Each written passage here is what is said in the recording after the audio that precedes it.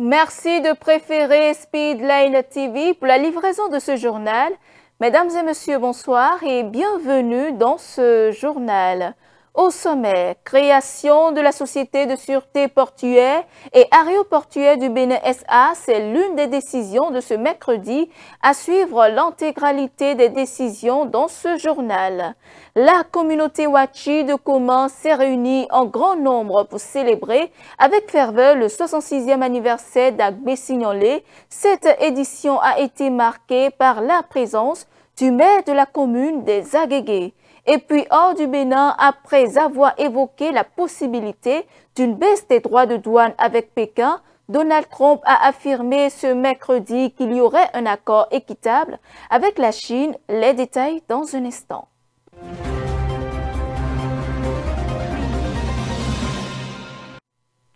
À nouveau, bonsoir. On ouvre ce journal par les décisions du Conseil des ministres. De ce mercredi, le gouvernement a décidé de créer une société de sûreté portuaire et aéroportuaire. Autre décision, mesure de soutien de l'État aux producteurs pour les prix de cession des engrais au titre de la campagne agricole 2025-2026. On fait le point avec le porte-parole du gouvernement. Le Conseil des ministres s'est réuni ce mercredi 23 avril 2025 sous la présidence de M. Patrice Talon, président de la République. Les décisions dont voici la teneur ont sanctionné la séance. Au chapitre des mesures normatives, ont été adoptés les décrets portant attribution, organisation et fonctionnement de l'Inspection générale des finances, attribution, organisation et fonctionnement de l'Inspection générale des régies financières, création de la zone économique spéciale de Semepoji et autorisation de prise de participation de l'État dans la société de gestion de la zone économique spéciale, création de la Société de sûreté portuaire et aéroportuaire du Bénin SA et approbation de ses statuts, statut type des établissements publics d'enseignement et de formation technique et professionnelle en République du Bénin, attribution, organisation et fonctionnement du cadre national de concertation pour la promotion de l'enseignement et la formation technique et professionnelle, nomination des commissaires aux comptes près la Société des dépôts pétroliers du Bénin SA, puis le décret fixant les modalités de mise en œuvre du financement basé sur la performance des établissements d'enseignement et de formation technique et professionnelle en République du Bénin.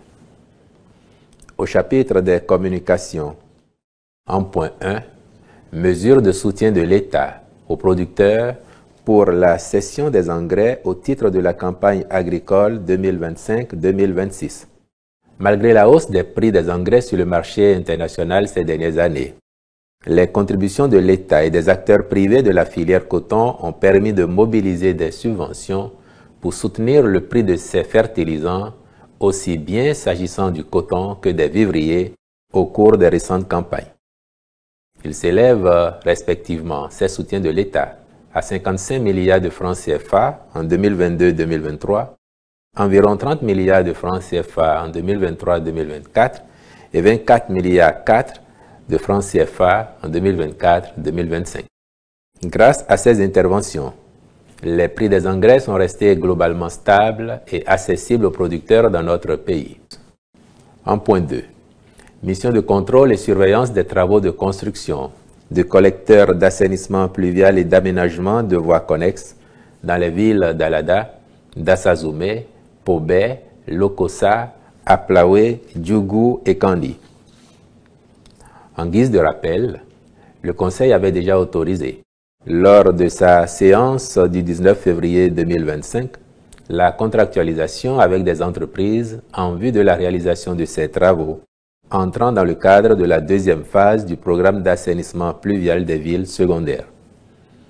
Les procédures de signature des contrats étant en cours pour le démarrage effectif des chantiers, il est apparu opportun de conduire les diligences nécessaires au recrutement des prestataires pour les missions de contrôle et de surveillance aux fins d'assurer la qualité des ouvrages.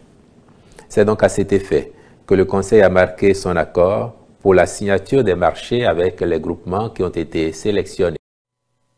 Et ces derniers jours, les forces de sécurité et de défense du Bénin ont été la cible d'attaques terroristes. Le gouvernement béninois, par la voix de son porte-parole, Wilfried Léandre-Ngwedji, n'a pas manqué de livrer son appréciation sur cette situation, suivant ses propos. À l'entame de ma réponse, je voudrais, avec émotion et non sans gravité, réitérer les condoléances et la compassion du gouvernement à l'endroit des familles éplorées par le drame du 17 avril dernier. Condoléances et compassion qui vont également à toute la nation, parce que chaque enfant du Bénin qui meurt, c'est toutes les familles du Bénin qui sont éplorées. Davantage quand il s'agit de plusieurs d'entre eux, et dans le cas d'espèces, de 54 stabilisés, même si ça ne fait pas les 70 et plus que les gens ont annoncé, c'est beaucoup. Et pour nous, une vie perdue, c'est beaucoup, voire trop, davantage lorsque ça porte sur ce nombre-là. Les soldats qui sont tombés, ce sont nos enfants, ce sont nos parents, ce sont nos amis. Il est difficile d'en parler.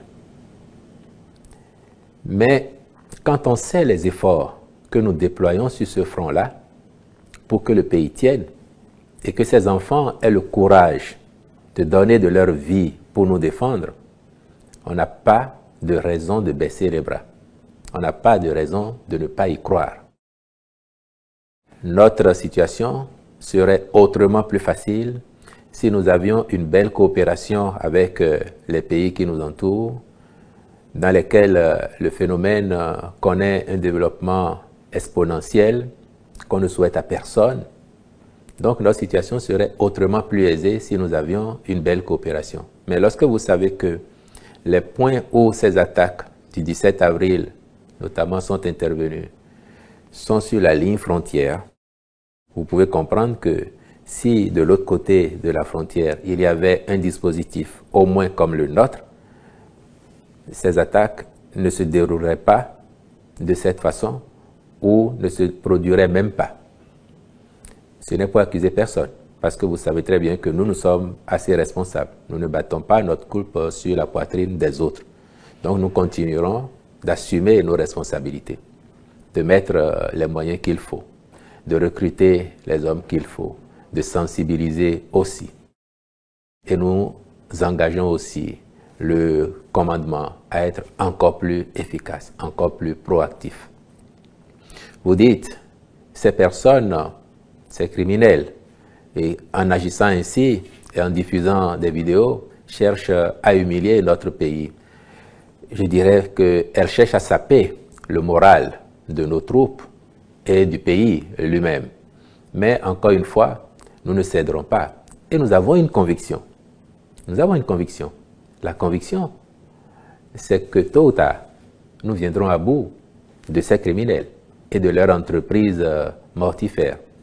Nous viendrons à bout parce que une armée régulière, bien équipée, avec des hommes déterminés, avec des troupes en nombre suffisant, ne saurait battre en retraite face à des groupuscules de criminels, même s'ils ont pour eux la cruauté et l'effet de surprise. Le temps viendra où nos hommes se seront mieux habitués à leur mode opératoire et seront encore plus efficaces pour les repousser et en tout cas les empêcher de prendre pied chez nous. C'est heureux qu'aujourd'hui, malgré toutes les tentatives, et nous pouvons le dire avec force, il n'ait pas réussi à s'implanter chez nous. Et c'est ça aussi qui montre que nous sommes dans l'effort. Si on ne faisait rien, la situation ne serait pas celle-là. On ne souhaite pas perdre davantage d'enfants. Et là-dessus, je peux vous dire que depuis ces événements, le chef de l'État a eu des séances multiples avec le haut commandement militaire, ceux qui sont à l'opérationnel, pour évaluer avec eux la situation, les stratégies, voir encore quels sont de tous les équipements que nous avons commandés, ceux qui ne sont pas encore arrivés, et en attendant, est-ce qu'il y aurait d'autres besoins pour être encore plus performant avec nos soldats.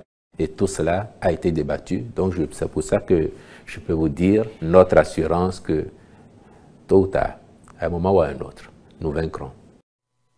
Dans un tout autre registre, à présent, la commune de Koma a vibré au rythme du 66e anniversaire de la fête identitaire à Gbessignolé, un moment de retrouvailles symbole de l'unité des ressortissants de l'ère culturelle Wachi de Koma au chapitre des différentes manifestations prévues dans le cadre de cet événement figure la marche sportive organisée le samedi dernier. Raphaël Sourin et Innocent Zokmon pour le reportage. La devanture de l'arrondissement de Oumako s'anime en cette matinée du week-end. Dans la masse, on retrouve les membres du bureau exécutif de la fête identitaire à Gbessignolé. Des curieux, c'est des clubs de sport d'entretien venus d'autres contrées du département du Mono. Vêtus de leur tenue de sport, tous sont là pour la marche sportive organisée dans le cadre de la 66e édition de la fête identitaire de l'ère culturelle Wachi. Une fois le top donné, ils ont marché suivant l'itinéraire Hôtel de Ville de Comé, Carrefour du Marché, Ancien Djonké, Place Benesoka, avant d'échouer à la maison des jeunes de Comé pour des séances d'étirement. Le sport permet d'être en bonne santé, donc on a marché, cela donne de la joie au cœur et puis tous les fils et filles de Comé sont là, les amis invités sont aussi là et puis cela a agrémenté la fête de ce matin à la maison des jeunes. Nous avons institué la marche depuis 3 ans, ça fait la 3e édition aujourd'hui et ça draine beaucoup plus de monde. Il y a des groupes de sport venus de tous les départements qui sont venus nous soutenir. Même il y a un groupe de sport qui a quitté Cotonou pour venir nous soutenir également. Comparativement aux années antérieures, la distance parcourue au cours de la marche sportive de cette 66e édition de la fête à Gbessignolé est passée de 7 à 10 km, soit une augmentation de 3 km. Vous avez constaté que tout à l'heure, la distance a été augmenté, c'est exprès pour pouvoir atteindre. Avant on faisait 7 km, aujourd'hui l'objectif c'est 10 km. L'année prochaine on pourra encore augmenter et il y aura tout à l'heure le dépistage du diabète et de la tension. Pour ces retrouvailles, c'est un programme alléchant qui est concocté au grand bonheur des fils et filles de l'ère culturelle Wachi. Occasion pour le premier citoyen de la commune d'appeler à une grande mobilisation. Je lance un appel vibrant à toute la population de Comé pour soutenir la fête et pour fêter. La fête élimine les soucis, un temps soit peu. Donc je demande à tout le monde de venir participer à la fête. Il y a aussi la foire à Gbessignolé. Tout à l'heure ils vont encore exposer et puis nous allons rester ensemble. À chaque célébration de la fête à Gbessignolé, la marche sportive suscite assez d'engouement. L'édition de cette année a encore confirmé ce constat. Preuve que le sport garantit une bonne santé.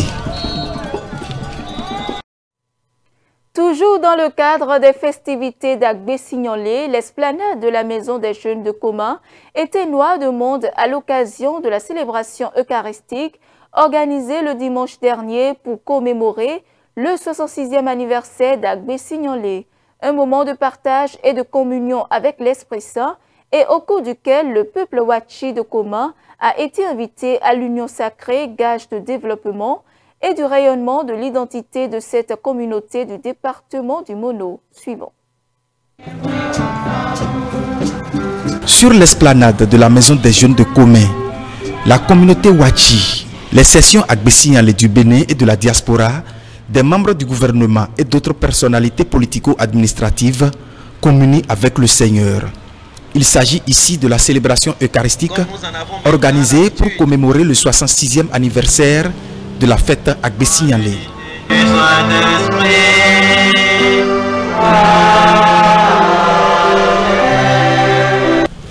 Que le Seigneur vous fortifie et qu'il vous donne la force d'aller plus loin pour rassembler davantage tous les Wachi du monde entier.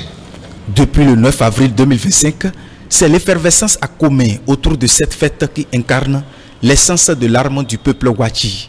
Elle entend susciter son implication et sa mobilisation autour des questions de développement et révéler son identité. Et pour y arriver, il est important de taire les divergences politiques pour ensemble regarder dans la même direction.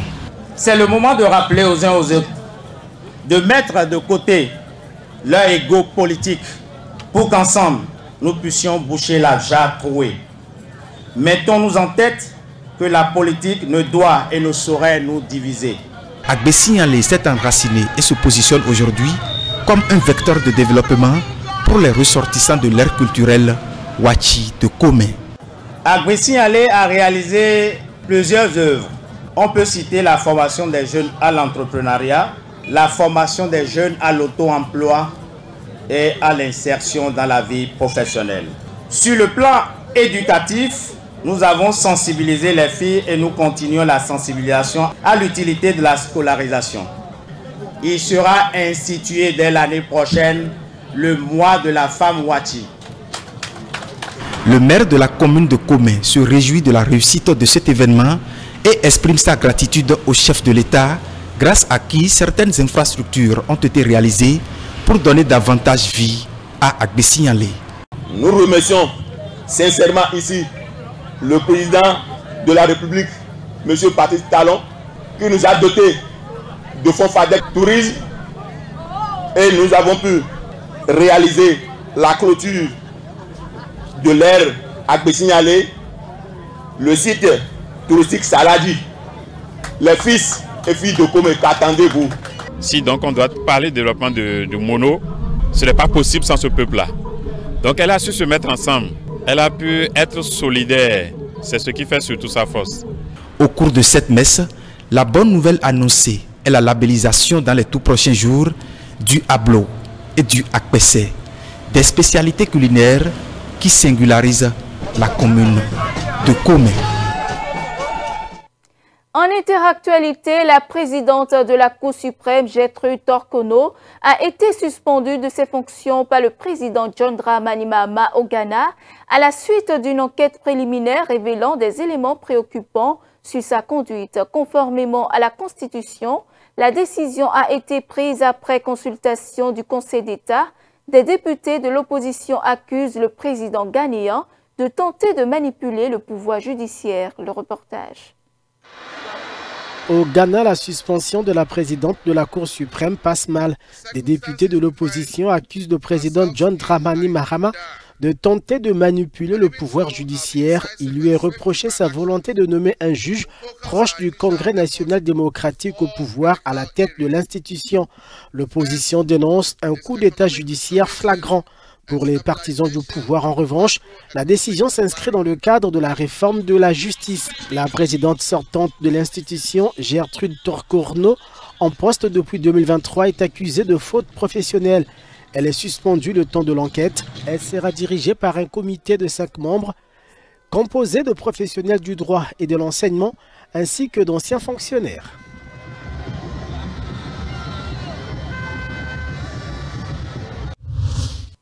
En visite à Madagascar, Emmanuel Macron a annoncé l'entrée d'EDF dans le projet hydroélectrique de Volobé destiné à fournir de l'électricité à 2 millions de personnes. La visite abordait également les questions mémorielles avec la restitution de restes humains coloniaux et des appels à faire à toute lumière sur les violences de la colonisation. Le reportage. C'est une visite hautement symbolique. Emmanuel Macron est à Madagascar pour la première visite d'État d'un président français depuis celle de Jacques Chirac en 2005. Au cœur du séjour, renforcer les liens économiques et plusieurs accords ont été signés dans l'énergie, l'agriculture et l'éducation. Et avec Monsieur le Président, nous souhaitons aller plus loin. C'est pourquoi nous participerons tout à l'heure à un forum économique. Et plusieurs accords ont été en effet signés aujourd'hui pour favoriser l'accès à l'énergie et à l'eau, à travers des projets structurants de grande envergure qui correspondent aussi aux besoins croissants du pays. Et je pense notamment au barrage hydroélectrique de Volobé avec l'implication d'EDF. Le barrage de Volobé, en gestation depuis près d'une décennie, est désormais relancé grâce à un financement de l'Agence française de développement, accompagné d'un prêt structurant. Madagascar et la France partagent la même ambition d'une stabilité régionale au niveau de l'Indian Ocean. C'est la raison pour laquelle nous nous sommes tous deux particulièrement attachés à la préservation de notre environnement et de nos écosystèmes uniques face aux menaces des aléas climatiques. J'ai également partagé avec le président Emmanuel Macron le souhait de restructurer la dette de Madagascar envers la France. Paris s'est engagé à restituer des restes royaux et une réunion sur les îles éparses réclamée par Madagascar est prévue le 30 juin pour envisager une gestion partagée. Lors d'un point de presse à la Maison-Blanche, le président Donald Trump a indiqué que les droits de douane imposés aux importations chinoises connaîtront une baisse significative tout en précisant qu'ils ne seront pas totalement supprimés. Cette déclaration intervient peu après des propos du secrétaire au Trésor Scott Bessent selon lesquels les niveaux actuels des tarifs douaniers sont jugés insoutenables. C'est après moi. Alors que le risque d'une guerre commerciale entre Pékin et Washington suscite de l'inquiétude, mercredi, lors de sa conférence de presse, le président américain s'est montré plutôt optimiste. Donald Trump a affirmé qu'il n'exclurait pas la conclusion d'un accord commercial équitable entre les États-Unis et la Chine. Non, je ne l'ai pas fait baisser, c'est toujours 145. J'ai dit qu'il s'agissait d'un tarif élevé, mais je ne l'ai pas baissé. Cela signifie essentiellement que la Chine ne fait pas d'affaires avec nous parce que c'est un chiffre très élevé. Si vous ajoutez cela au prix d'un produit, de nombreux autres produits ne pourront pas être vendus. Mais nous nous entendons bien, je m'entends très bien avec le président Xi et j'espère que nous pourrons conclure un accord. Dans le cas contraire, nous établirons un tarif et nous espérons qu'ils viendront ici et apporteront leur contribution. La Chine de son côté a fait part de son opposition à la guerre tarifaire et à la politique de l'Amérique d'abord, mise en avant par l'administration Trump. Voilà qui met un terme autour de l'actualité au Bénin et au-delà des frontières. Merci pour votre aimable écoute. Suivez-nous en continu sur speedlinetv.bg/live et sur nos différents canaux digitaux Facebook et YouTube.